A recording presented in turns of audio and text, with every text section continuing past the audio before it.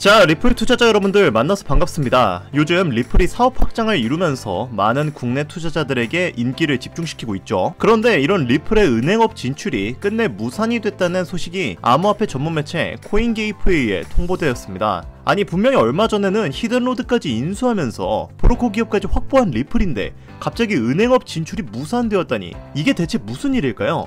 이 점에 많은 리플 측 변호사들도 의문을 표현하고 있는데, 리플은 현재 SEC와의 소송이 완전히 마무리가 안 되어 있기 때문에 은행 측에서는 리플의 사업 확장을 쉽사리 받아들이지 못하고 있는 상태인데요. 최근 법원은 리플과 SEC 간의 합의 절차를 위한 공동 요청을 받아들여 소송을 일시 중단한 상태죠. 물론 우리는 SEC와의 소송이 끝내 리플 쪽으로 유리하게 끝날 것이라는 것을 알고 있고 실제로도 그런 상태로 굳어져 있긴 하지만, 은행이 이런 거는 절차를 중요시 여기기 때문에 요거는 어쩔 수가 없는 상태고요. 이게 합의 기간을 60일로 잡아놓았는데, 그래서 제가 예전부터 영상에서 지속적으로 언급하고 있는 것이 이 이유 때문입니다. 리플의 모든 굵직한 호재들은 모두 6월 이후에 이루어지거든요.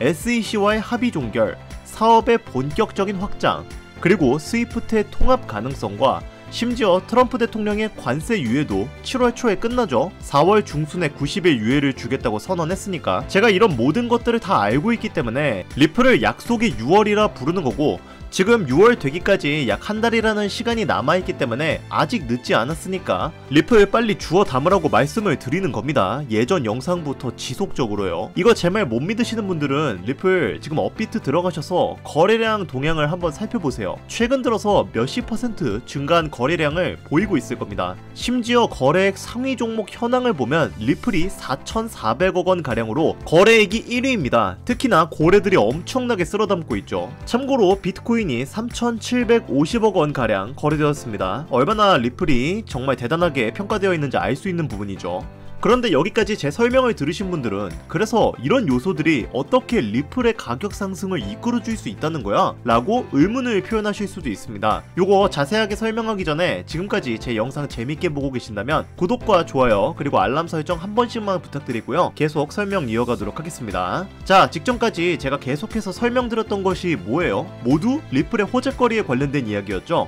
그러면 단순히 시장의 호재거리로 인해, 그 기대감으로 인해 가격이 상승한다? 물론 그것도 있지만 리플의 구조적인 메커니즘을 이해하면 이는 장기적으로 가격 상승을 촉발시킬 수밖에 없습니다. 리플은 총 발행 개수가 1000억 개로 한정되어 있는 토큰입니다. 그리고 매월 10억 개의 토큰을 시장에 공급시키면서 그 단가를 맞추고 있죠. 자, 지금 이 영상 보시는 구독자, 시청자님들도 은행 거래를 아마 많이 사용하셨을 겁니다. 그러면 은행에서 은행으로 돈을 보낼 때 수수료가 발생을 하죠. 리플코인은 이런 수수료를 자사의 리플코인으로 대체할 수 있는 ODL 시스템을 적용하고 있습니다. 그리고 수수료 대신 사용할 리플코인은 소각되는 시스템을 가지고 있어요. 그러면 지금처럼 아마존 같은 초거대 기업들이 하루에 얼마나 많은 거래를 하는데, 이 모든 거래 수수료 대신 리플코인을 사용한다면, 그리고 그 리플코인만큼 리플이 소각이 된다면 당연히 수요와 공급의 원칙에 따라 개수가 줄어든 리플의 단가가 올라갈 수밖에 없고, 그렇게 된다면 이는 리플의 주가 상승으로 이어질 수밖에 없죠. 결국 리플은 시간이 지나면 지날수록 다양한 사업체와 사업을 맺을 것이고, 그 과정에서 토큰이 소각되고 개당 단가가 높아지면서 장기적으로는 가격이 올라갈 수밖에 없는 구조로 설계가 되어 있는 겁니다. 하지만 이런 좋은 호재에도 불구하고 리플의 가격이 우리가 만족하는 수준까지 올라가지를 못하고 있죠.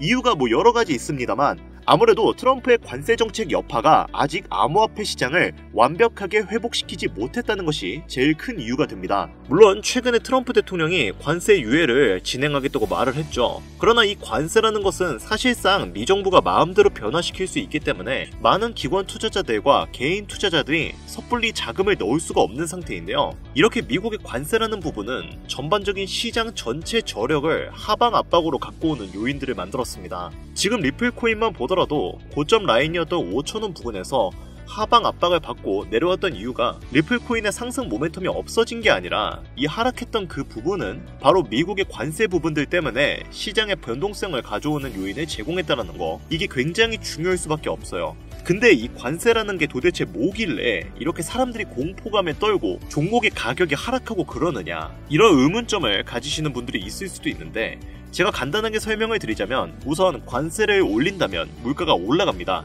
인플레이션이 올라간다는 거죠.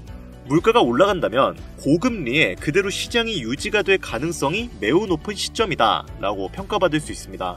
이렇게 흘러간다면 미국은 관세를 거두니까 자금력이 늘어나겠지만 그냥 일반적인 다른 기업들과 다른 나라만 힘들어지겠네? 라고 생각할 수 있어요. 근데 그게 아닙니다. 미국 또한 힘들어질 수밖에 없어요. 미국은 자국 내 생산에서 수출하는 수출량보다 수입량이 월등히 더 많은 나라입니다.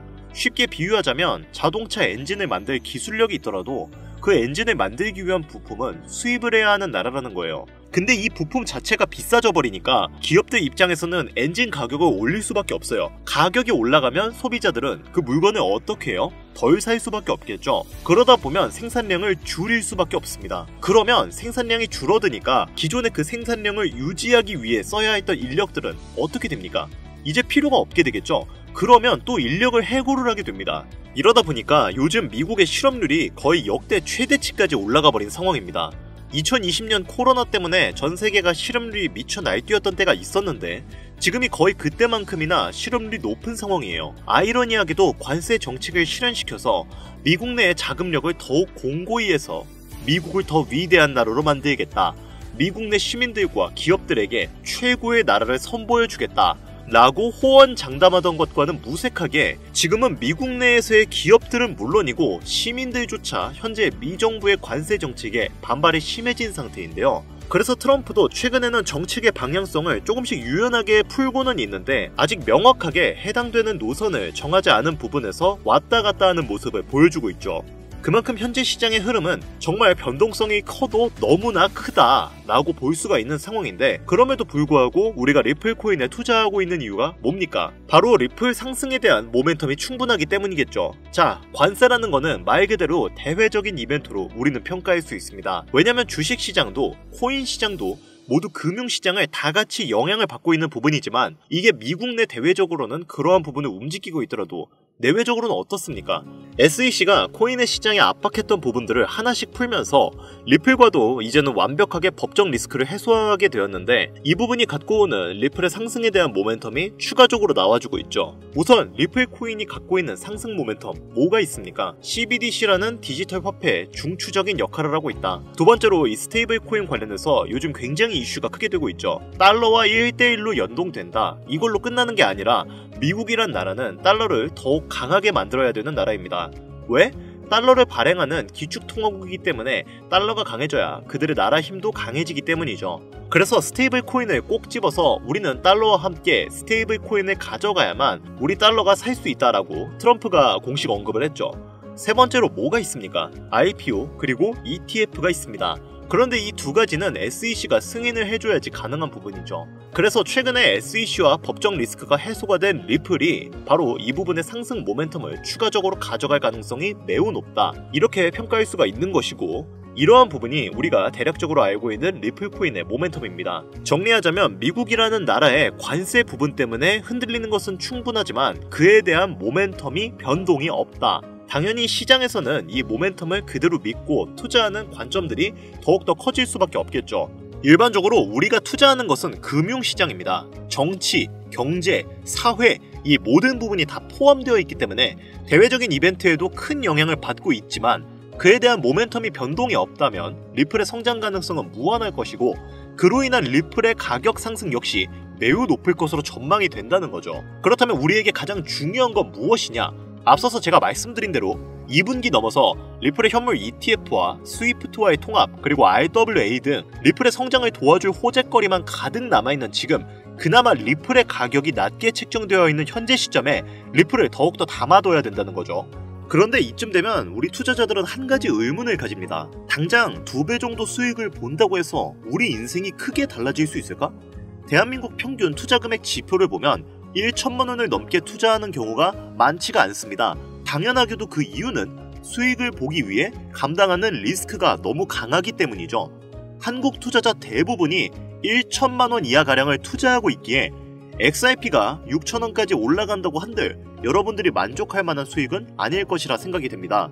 그렇다고 투자금을 늘리기엔 부담이 되시거나 리스크가 어느 정도 분명 존재하기 때문에 지금부턴 소액의 투자금으로 소액!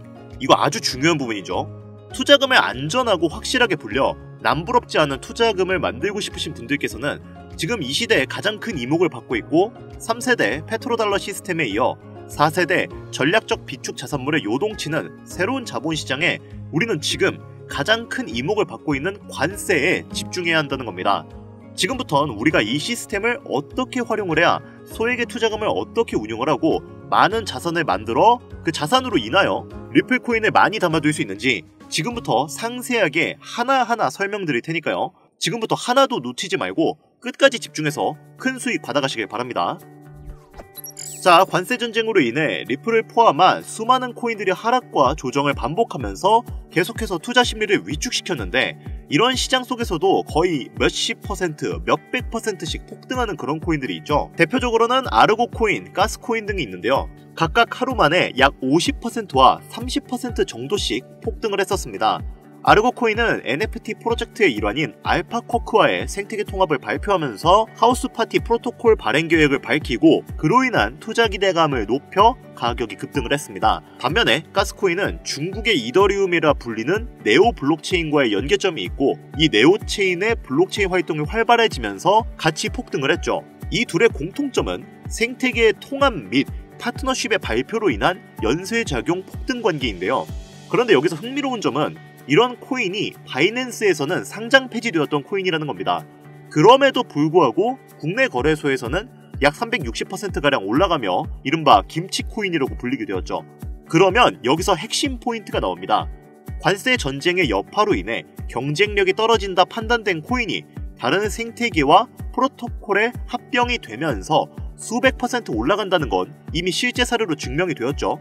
그렇다면 여기서 아발란체, 폴카닷, 이더리움 같은 대중적인 블록체인 플랫폼에 통합될 수 있는 코인이 있다면, 그리고 그런 코인이 현재는 아르고, 가스코인처럼 상장 폐지가 의논될 정도로 저평가되어 있지만 이후 이더리움, 아발란체 같은 플랫폼에 통합이 된다면, 예를 들면 이 코인처럼 블록체인 플랫폼에 호환이 잘 되고 리소스 관리가 유연한 코인이 통합이 된다면 이 코인 가격이 수백 퍼센트를 넘어선 수천 퍼센트의 급등도 전혀 불가능한 이야기가 아니라는 거죠. 자, 이 코인의 차트를 보면 글로벌 거래소에 상장된 이후 현재 구간에 조정을 받고 있지만 이후 블록체인 플랫폼에 통합될 가능성이 커서 그런지 반등 시그널이 잘 잡히는 아주 좋은 모습을 보여주고 있습니다. 이 종목이 제가 오늘 여러분들께 꼭 말씀드리고 싶은 블록체인 통합의 성격을 띠면서 관세 여파를 피해 수천 퍼센트를 올려줄 가능성이 높은 현재 보고 계신 모든 분들께 다 공유드릴 선물 같은 종목이 되겠습니다. 지금 차트 화면은 켜놨는데 뭐 종목명이나 이런 것들이 제가 가려놓아서 잘 안 보이실 겁니다. 제가 이렇게 아주 크게 상승 확률이 높다 예측되는 종목들은 이 공개 영상에서는 대놓고 공유드리지 않습니다. 왜냐? 요즘 장세가 다시 반등할 기미를 보이면서 투자자들이 복귀하다 보니까 제 영상을 그대로 복사해서 유료방으로 끌어들이는 업체도 많고요. 워낙 사기꾼들이 이렇게 판을 쳐서 100% 이런 오픈 채팅, 사칭 사기꾼들이 저를 사칭해서 종목을 알려드린다며 여러분들 상대로 돈 요구한다는 제보만 제가 수십 건을 들었거든요. 그래서 저는 참여하시는 분들 유료방이나 광고업자 관련 아니라는 것만 확인되면 항상 제가 개인적으로 참 높게 평가한다고 생각하는 종목들을 모든 분들께 조건 없이 공유드리고 있습니다.